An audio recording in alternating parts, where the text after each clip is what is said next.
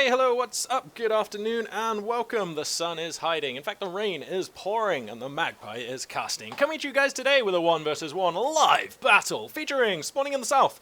It's going to be the United Kingdom forces of 3imWeckla, well, probably just called Weckla. And spawning in the north, it's going to be a returning player, the Overcommand West forces of Redbeard.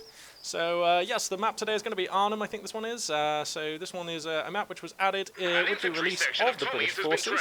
Yep, I really like this map. I don't think there's any spawn bias, and I don't think there's any favouritism here between the Brits or the Overcommand. However, I will say that the Vickers machine gun is really good in these buildings around in the middle of the map.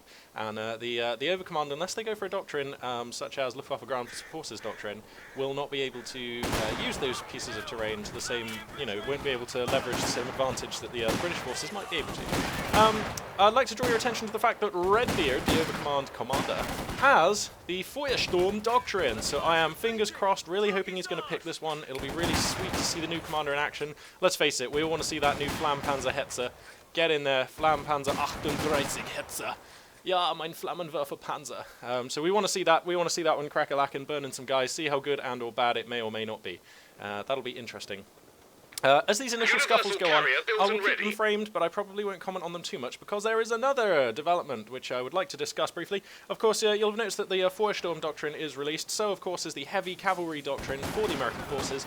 That one's going to bring the M26 Pershing into the ranks of the Americans. Finally, they're going to have a heavy to use all their heavy skins on, which up until now have been an actual joke. Seems like we've got a universal carrier here coming out. So yep, they're going to have the Pershing, a heavy tank. They're also going to get Rangers and some other sweet stuff. Looks like a great commander, basically. Looks really, really good. I'm not going to... yeah, anyway. There's also the very small matter of the October 29th patch, which has now hit us. So this has brought some changes with it, some notable changes to some of the maps, as these Storm Pioneers here are going to be forced back by fire from Tommies and the Universal Carrier.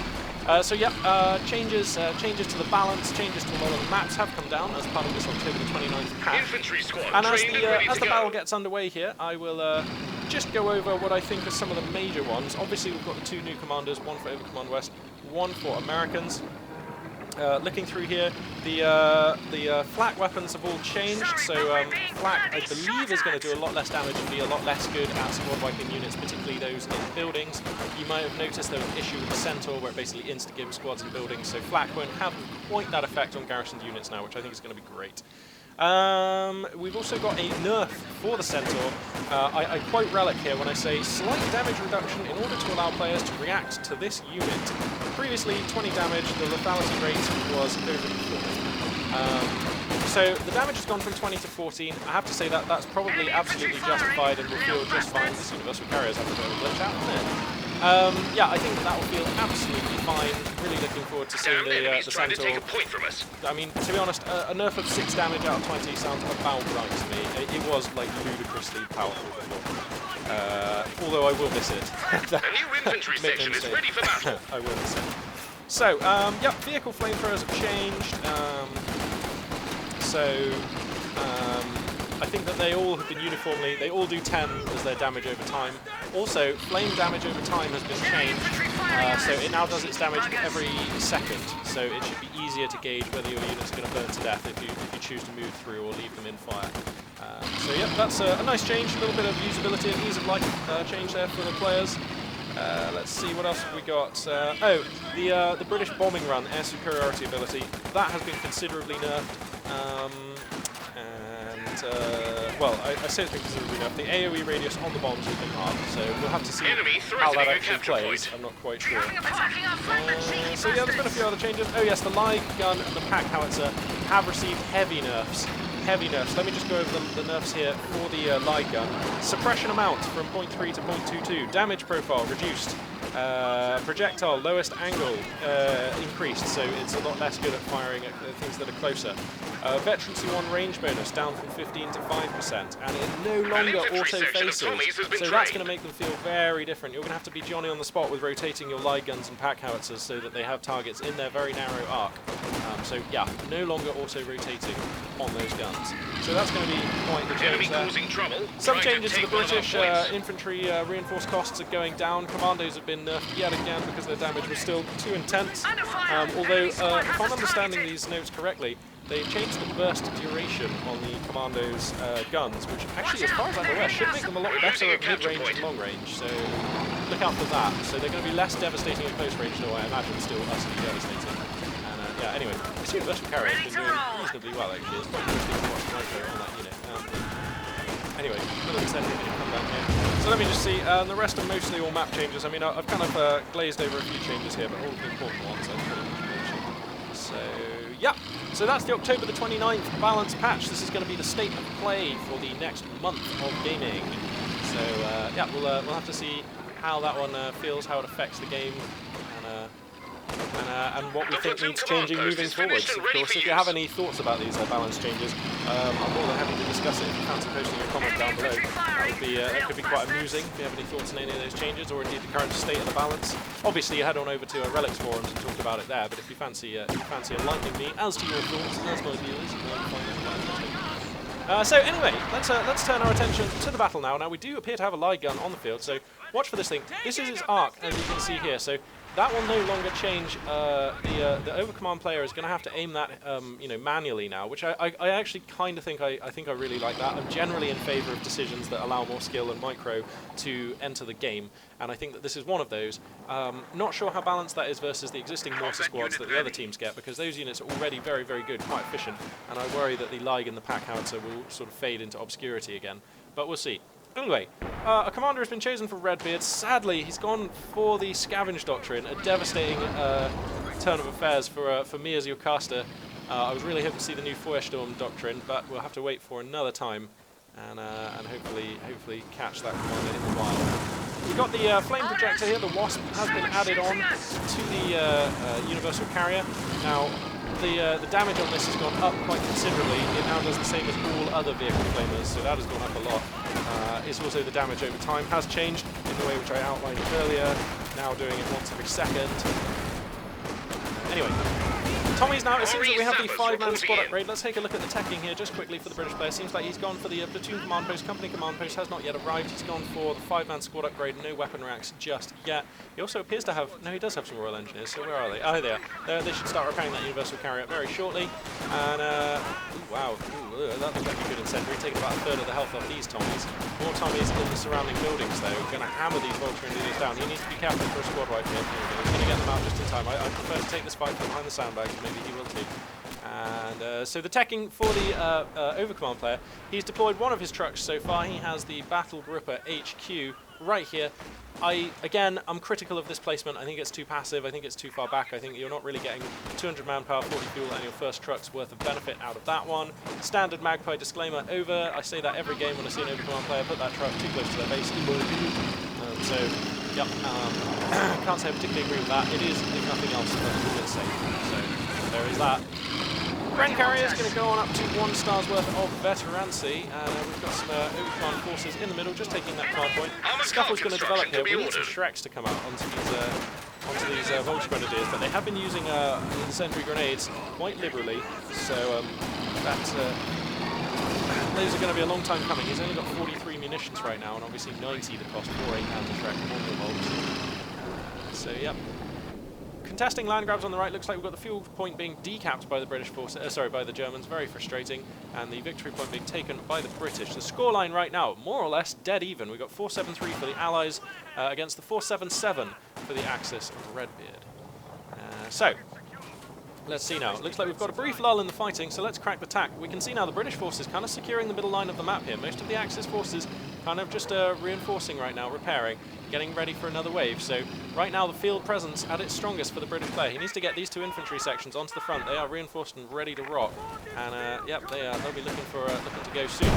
Oh, a fantastic Lig hit there, coming in and decimating 3 Tommies. The Storm Pioneers are going to come in. Now there's not going to be a squad wipe here due to a well-timed fallback from Weckla.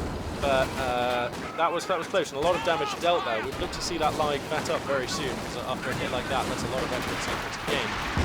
The Wasp here, good squad wipe here. Looks like he's going to go for it on a very expensive and somewhat vetted up squad of Storm Pioneers. This is not what Redbeard wants.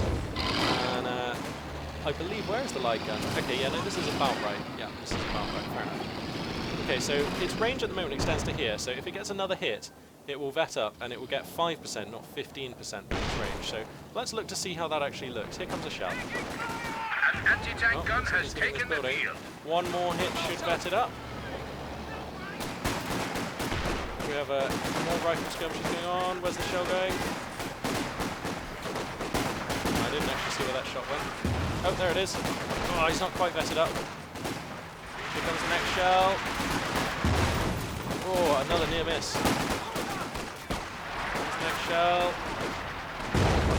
There we go. He's now 1-star vet. So that has improved his range by, so from here to here. So that is some improvement, but not a lot. That is significantly less. Interesting. Well, we'll have to see how that makes Likes feel moving forwards. I mean, I have to say that Like has done reasonably well this game so far. Axis forces making a pretty big land grab on the left. We've got Jaeger light infantry, we've got Volks moving out, we've got the Wasp carrier here being repaired by engineers. Got to think that that's going to force those Volks and those Jaeger lights back. Could see another incendiary here. No, we're going to see the grenade barrage go into the building. Of course, that's the scavenging grenade barrage, the ambush package. What's it called? Infiltration tactics package. So that's a pretty cool one to see being used. Storm Pioneers here, they should deal with these Tommies. They need to focus fire on the Tommies, because when the Tommies are building, they're actually quite vulnerable. In fact, I believe that was another change in the patch, which I did glaze over. I believe Tommies, when they're building stuff, do have a debuff to their defensive stats, a little bit like Storm Pioneers do when they're repairing and so on. So have to see how that affects things. These two Royal Engineers getting very brave in the face of these very damaged. Oh dear, this could be a squad right as the Wasp is just going to start crushing through, but no, a Rakettenwerfer in a good position, going to deflect the Flamer light vehicle. So good planning there from Redbeard. I like the spicing up his build with a Rakettenwerfer. Here comes an AEC-10, so the Rakettenwerfer is going to be good here as well. This AEC-10, a little bit preliminary, a little bit of a sort of, he's predicting armor. There is no really good targets on the map right now for this light sort of tank hunter unit. Anyway, looks like we've got the Schwerepanzer HQ coming down in this position again. Very defensive, but fair enough. Also, this is a little bit sketchy. He has actually positioned these buildings in a line, which you basically never want to do against the Brits, for the simple reason that they do get that air supremacy bombing run, and that if they're in a line will blow up all your buildings, like just with a simple point click. Now, does he have the commander who gets that ability? No, he doesn't. Okay, so that is not a risk. So maybe Redbeard saw that on the loading screen. Maybe he just doesn't care. Whatever, that's not going to be a thing that's going to happen this game, so that's okay. AC-10's going to get moderately damaged, going to have to fall back. We've got some Shreks appearing on Volk squads now, so that's what's forcing them back. These Tommies going to have to get the hell out of that building. There's just too much stuff coming in. An incendiary grenade going to light them up. They're going to put down one of their pyrotechnics flares, and this, of course, will cause the British 25-pounders in the base. See, they're just rotating. Let's get a shot of them firing now.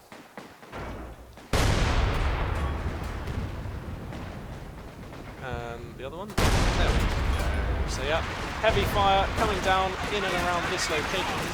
So just cunning stuff.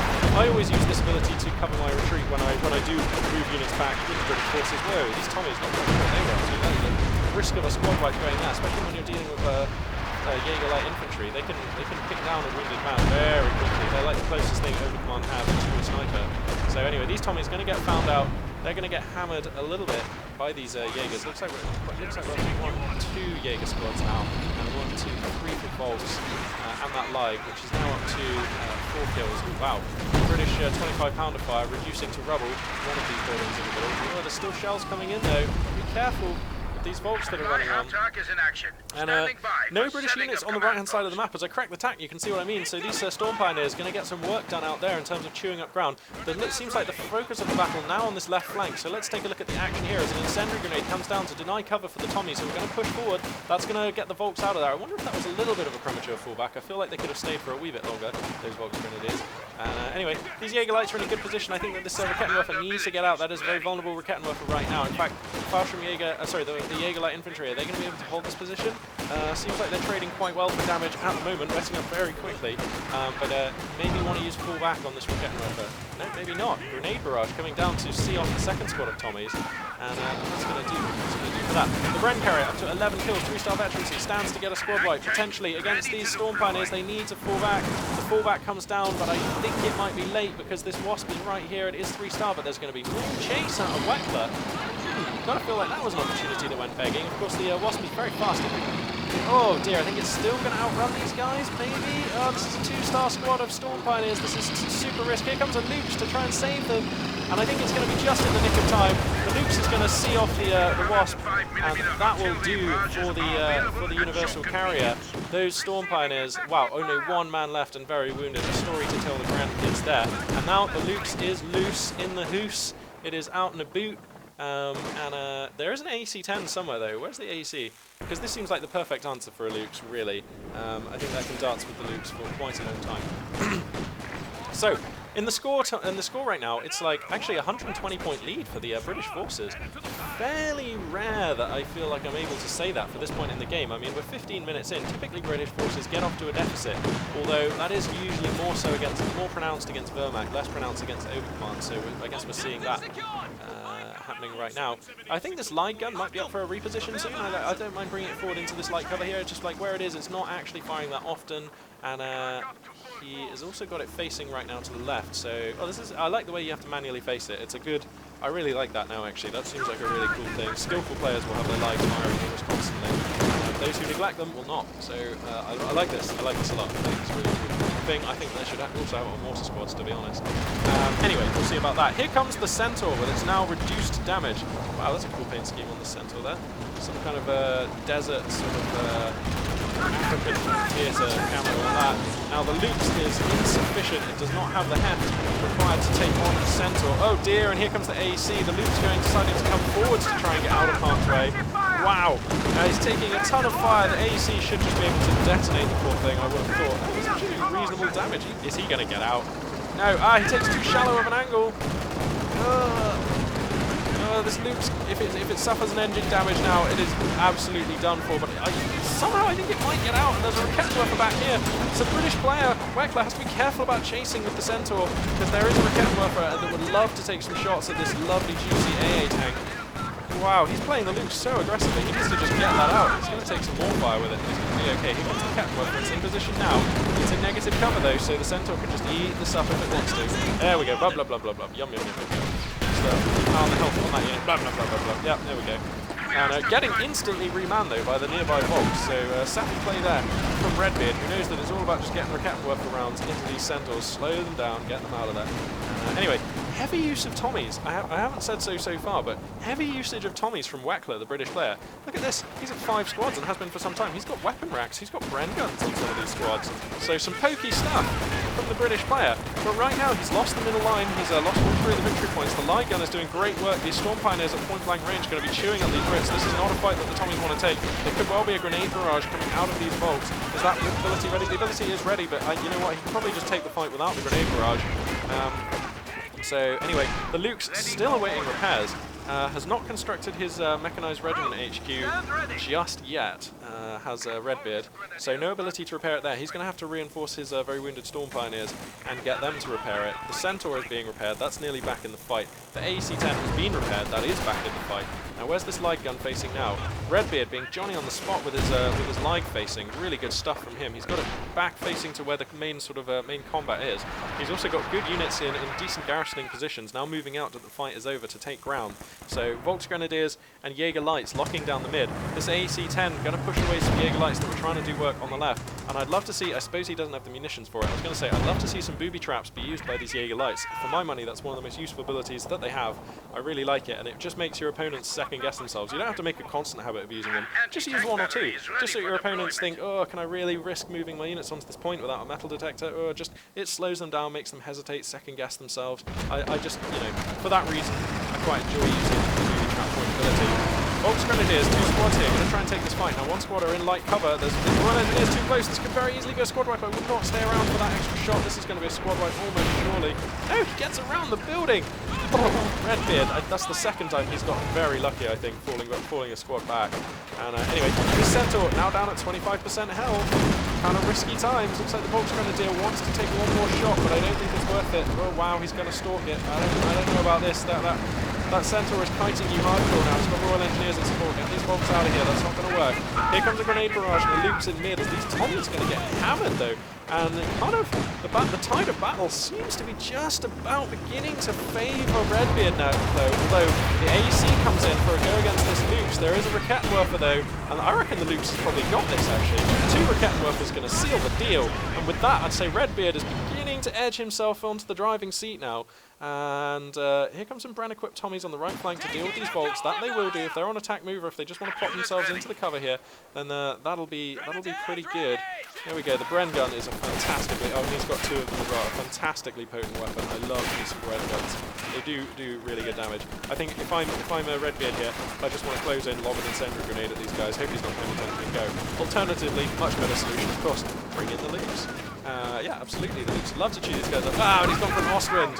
Ostwind and a Loops, loving it. He's relying on the Rakettenwerfers and Shreks on those bolts to deal with the main, to do the main anti-tank work. Anyway, a aimed shot going to disable the engine, break the engine on the Loops. The SAS sniper, the culprit, of course, for that ability. He's going to be forced back by this Ostwind, and let me crack the tack, because it seems like we might have... Oh no, the Tommy assault moving into the centre. The Ostwind kind of chasing them in, and they're running straight into Storm Pioneers. 2 Rakettenwerfers are forced to displace before the very potent Tommies, some of whom, of course, have Bren guns. But the Ostwind is going to say no to all of that. They're going to have to get the hell out of there. And the control of the middle of the map, more or less in Axis hands. So here comes the next wave of Tommies. But you know what? They just can't touch this Ostwind. He really needs a 6-pounder. But I'll tell you what, instead of that, Weckla's going for a Cromwell. And I really like this choice. Cromwell's a fantastic unit. It deals with just about everything that the Axis player has right now. As long as he's careful and doesn't hanging out to dry in front of those Rakettenwerfers, he's pretty much going to have a reign of the map once this Cromwell enters the field, which it is just about to do. So, look to see him purchase the tank commander as soon as that arrives. Seems like a no-brainer. It's just a fantastic upgrade. Here it comes, and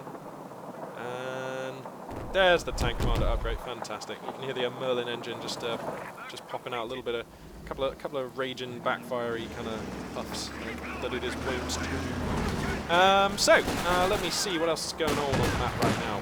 Ostwind. The British forces have extended to the left. We've got 2 infantry squads. The Cromwell makes itself known. That is instantly going to force the Loops and the Ostwind to have to pull back out of there. Oh, I don't like how low this Ostwind is getting. The Cromwell does not take prisoners with that cannon that it has. Its penetration values, I don't know what they are, but they seem very good. It seldom, if ever, bounces. Wow, fantastic grenades coming out onto these British forces.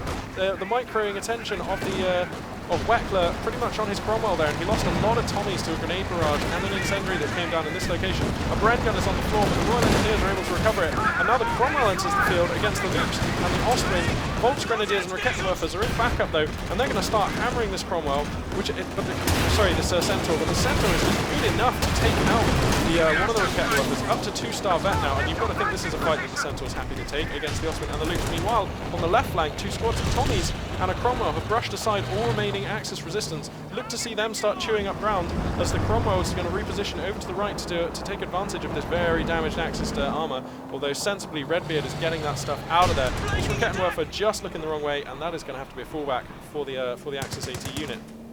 Now, he lost a Rakettenwerfer during that fight. Here it is right now. So that's abandoned on the battlefield. So the anti-tank right now for the Axis player, a little bit limited, but 3 Shreks and a Panzer and a Rakettenwerfer is probably just about good. He has to be careful. No, this building's still on reasonable health, actually. The SAS sniper is exposed here, actually. I'm not sure I like this. That is a risk. But it seems like he's seen off those ones. Here comes an Ostwind who'd love to take a piece of that sniper. No, he's going to fall back, so he should. The Cromwell on low health, the Centaur being repaired, the AEC-10, of course, that burned over here earlier on. As you may remember, it got kind of spit roasted by a couple of Rakettenwerfers. So the Allied forces actually not floating a lot of fuel, which makes me think, has he just purchased grenades? No. Oh, wow. Well, look, if I crack the tack, you can see the story. He does control this fuel point, but it is actually cut off by this point here. I did not realise that this was a cut-off point.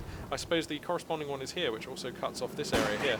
So, Redbeard at the moment holding the key point to make sure that the Allied forces fuel income way down on 13, and that's under the 21, the overcommand 21 here for Redbeard. So Redbeard at the moment at a pretty decent macro advantage, I would say.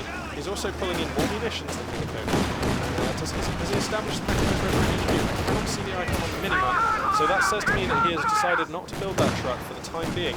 He has on 112 fuel, so my question is he going to go for a Panzer IV or a Panther?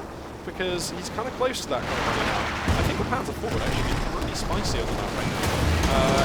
It is susceptible to being countered by your opponent choosing Firefly, but I still think that the amount of anti-tank that he has on the map, it would not be the end of the world, even if your opponent did go for Firefly in response to a Panzer IV from Redbeard. Anyway, the Lukes is going to get finally destroyed here. The Centaur, which has been wailing on it this entire game, is finally going to get the sequence of shots it needs to take that light tank out in conjunction with this 6-pounder, which actually I must say has a commanding field of fire in the middle of the map. This 6-pounder is going to be issues. Redbeard needs to get the Lig to find and start destroying that target. The Lig now up to 2-star veterancy. That 2nd star giving it increased mobility and ability to avoid incoming fire. So that's basically a survivability upgrade in 2 different ways.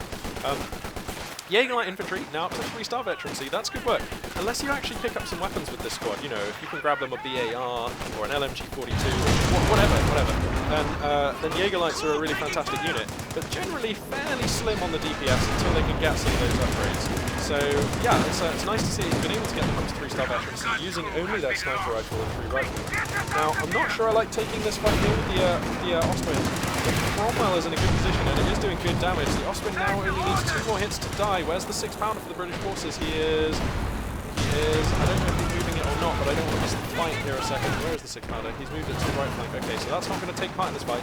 So the Ostwind is very weak because the Cromwell gets out on, like, I don't know, 15% health, and that means that the Ostwind is free to push back the Tommies that are on the left side of the map, and that is going to maintain the Axis dominance. If you look at the mini-map, you can see the story there. Most of the points on the left still in Axis hands, and these Tommies are going to try and do something about that, but you've got to feel like the Ostwind's just going to push them away.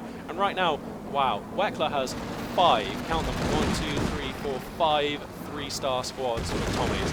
That is intimidating, and most of them have Bren guns too. That is so intimidating. That is an anti-infantry powerhouse, you know. Anyway, Panzer IV was the choice. This is going to replace, in inverted commas, the Lukes that was destroyed. Here it comes, entering the field now. Look to see the MG42 upgrade come down on that as soon as possible. Redbeard seems like a fairly savvy commander. Speaking of savvy commanding, though, Weckla going to take this point. And if you look at the mini-map, that's the cutoff point, so that means the fuel income for the Axis player going to be slashed fairly dramatically. At the same time, these Tommies are going to grab this cutoff point, which is going to rejoin the fuel point for the British player. So the resource situation might be tilting right now. The Centaur's going to break through, and that's going to find the Lig, instantly smashing that. And it's down to the Panzer IV, this Rakettenwerfer, and these 2 squads of Volks. That is actually a reasonable amount of anti-tank that just showed up more or less out of the blue. And let's see what can happen. The Centaur's going to go down to half health and be forced back. Panzer IV is angling for additional shots here, but he needs to be careful because the Cromwell will totally take him in a 1v1. So he's got to be really careful with this Panzer IV. Obviously, this goes without saying almost, but it's a 0-star veterancy, which is when this unit is at its worst and most susceptible to dying for a very low return. If you can see that thing through to 2 stars, it normally goes on to become 3, 4 stars and so on. If I crack the tactical though, you can see a big land grab for the British forces going on the left here. Meanwhile, the battle on the right is pretty much in British forces, in British hands as well. Oh, I don't know about this. The Panzer IV is getting way too stuck in. There's an SAS sniper. Wow, he found and killed the SAS sniper. I was really fearful there that what was going to happen is that the sniper would break the engine, then the 6-pounder and the Cromwell would finish up. But I still think that can happen. This Panzer IV is spending way too much time in front of this 6-pounder. The 6-pounder is going to turn. It's going to turn too far though. Not sure where it's aiming at there, but the Cromwell's going to come in. That'll be happy to take advantage of this Panzer IV. And here comes the final shot. Boom, there it goes. The Panzer IV goes down, and the Cromwell is going to escape again on like 15% health. 2 squads of Volksgrenadiers with Shreks. They're going to break the main gun and reduce the Centaur to, like, I don't know, a pixel of health, but they're not going to get the kill. And oh, they might though. They might. They're stalking. The British player sees it though. He sees it with some Tommies in that building, so that's going to cue the fallback on that one. And you would have thought that the arc on this Vickers K should be enough to keep these vehicles safe. So yeah, the Volksgrenadier is going to give up the chase there. So Redbeard beginning to lose his grip on things. If we look at the mini-map, if we look at the score, actually in terms of score, he's way ahead actually. The period of dominance gave him way more tickets than I thought. He's leading at the moment by like 95 tickets, 298 over 203, and he's not under the clock right now. In fact, scratch that. Very soon the British player will find himself under the clock. Actually, Redbeard's kind of making something happen in the middle here. Well, I don't know about that actually. Whoa, he needs to get these guys out of here. The Bren guns on 3-star Tommies gonna be enough. That is going to see those Volksgrenadiers off in a hurry. The Osprey, no. That's up to 11 kills and 2 stars worth of veterancy. 2 star is the most important level of veterancy for the Osprey, because now it has the rate of fire upgrade, it starts doing damage a lot more readily, and wow, it gets another rate of fire upgrade at 3 star? Crazy. Overcommand Osprey's are really good. Nice. Anyway, so how much fuel now for the Axis player? Only 53. That is not enough to think about getting another tank anytime soon. Meanwhile, the British player is up at 100. He could get another Centaur if he wanted to, and I almost think that's the right choice. Wow, he's also gone for the Anvil, so his engineers are repairing at like turbo light speeds.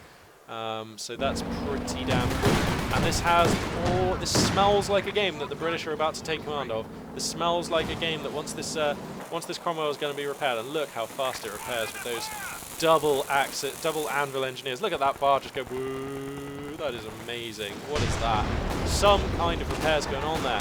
Anyway, so the Cromwell back on the field, the Centaur back on the field. Now is the time. It's sink or swim for Redbeard.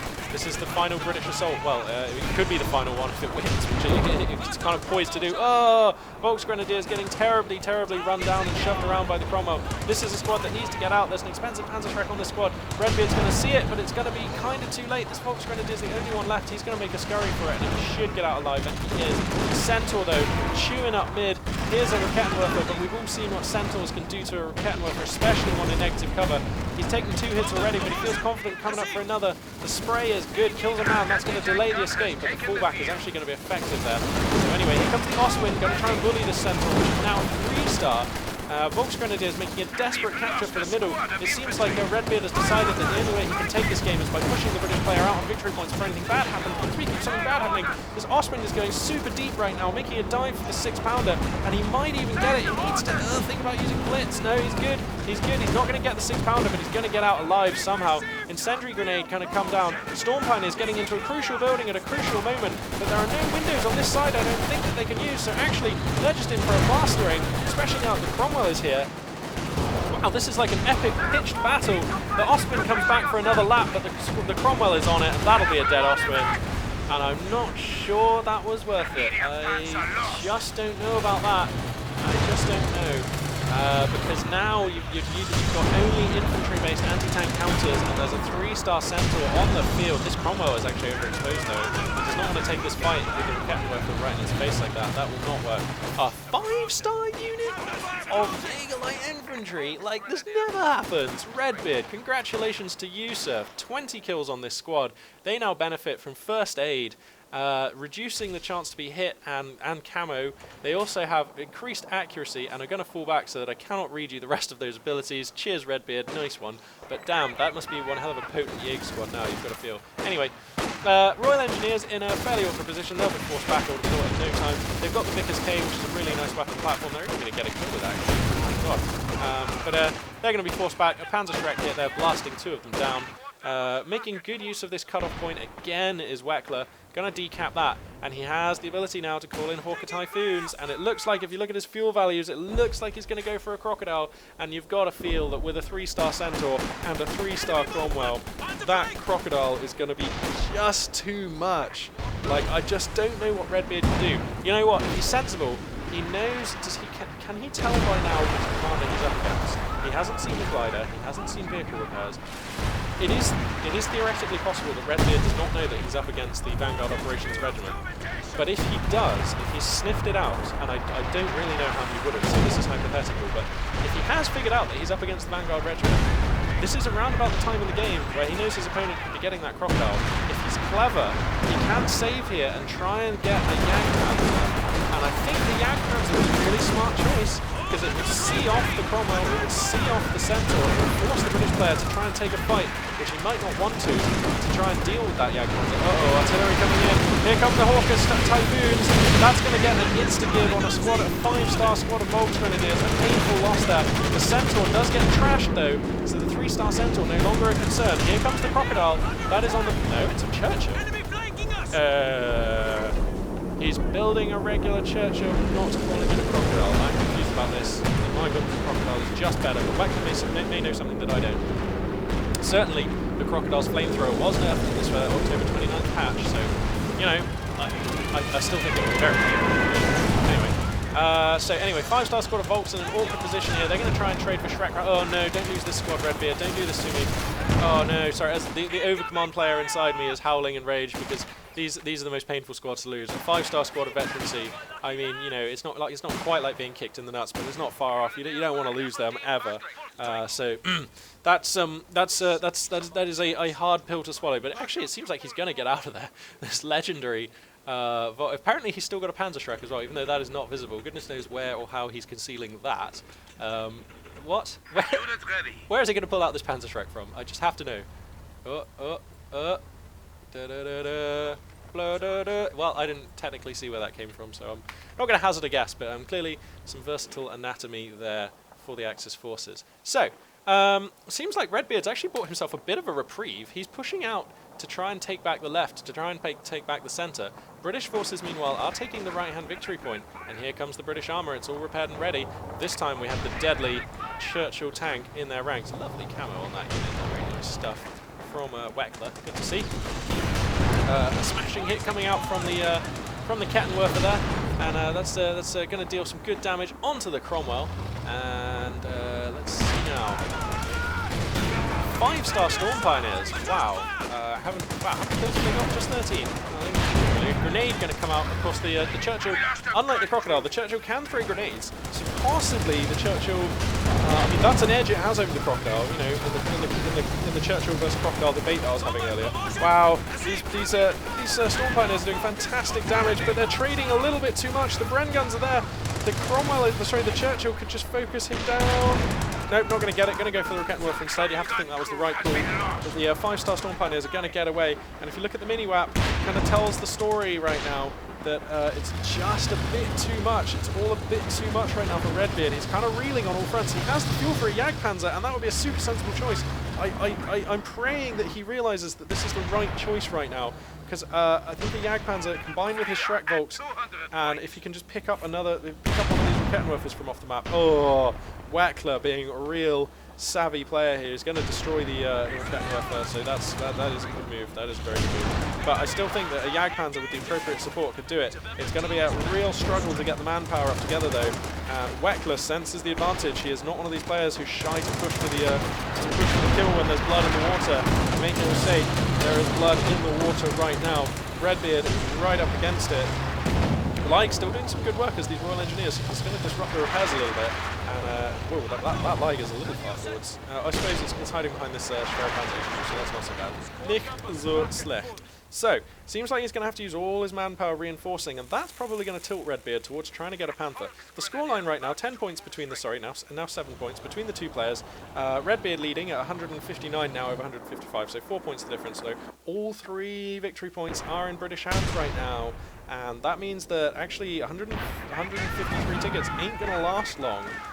That's going to last like 30 times 4, 120 plus 1. So that's like only about 2 minutes worth of time he has.